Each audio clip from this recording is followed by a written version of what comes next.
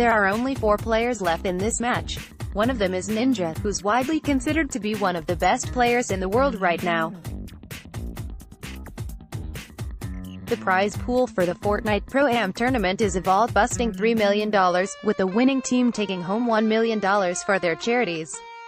The atmosphere is unlike anything I've experienced before. Every engagement so far has been met with wild cheering from the 1,000-strong crowd in LA's Banc of California Stadium, generating the kind of noise you'd expect to hear if the home team scored the winning touchdown with seconds left on the clock.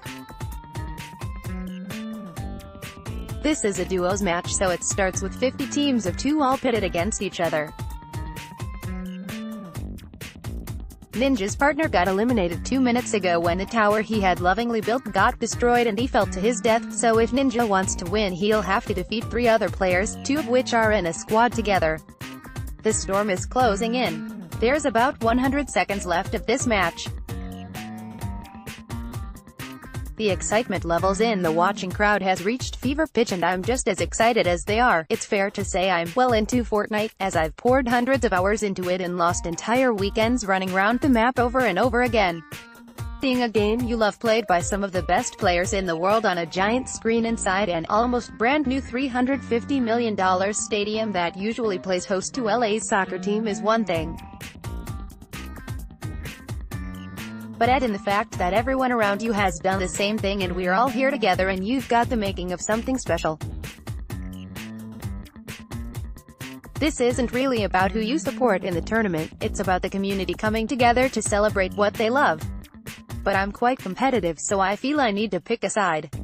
But I can't. I honestly don't care who wins, which, considering this is a competitive match, feels weird, but there's something about the atmosphere here that makes cheering for one person or squad over another feel almost wrong. The majority of the crowd, on the other hand, is desperate for Ninja to win. I'm having a good time.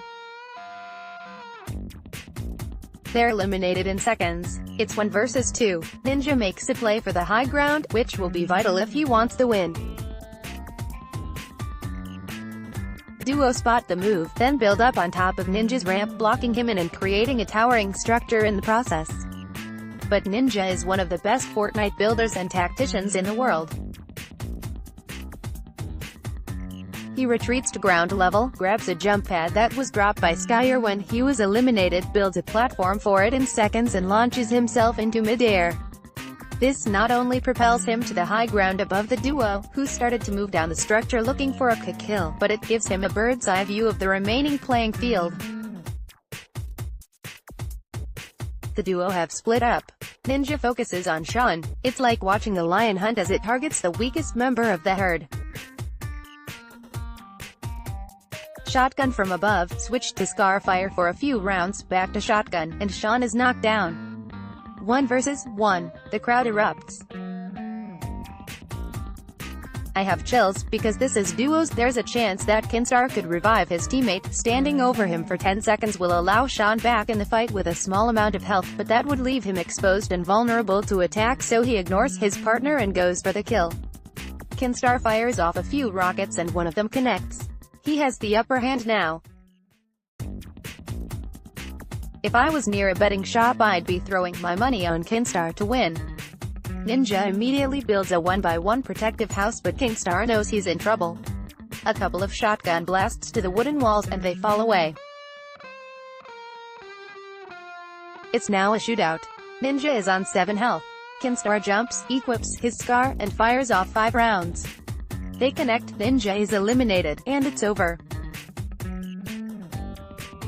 One of the 600,000 people in the Twitch chat says, if you blink, you miss everything, and they're right. All that action happened in about 2 minutes, and you know what? None of it mattered. This was just a warm-up match.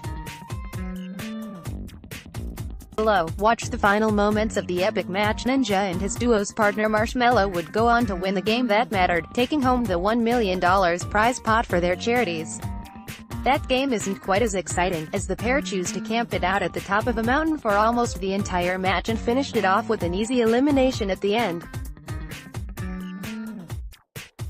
But when such a big prize was at stake, I can't blame them. What's clear though is that E3 is changing. For the first time this year, the LA Expo hosted a series of invitationals, tournaments, and events in a dedicated esports area. The show isn't just about new games and announcements anymore, it's becoming a place to experience the games you already love in new and unique ways.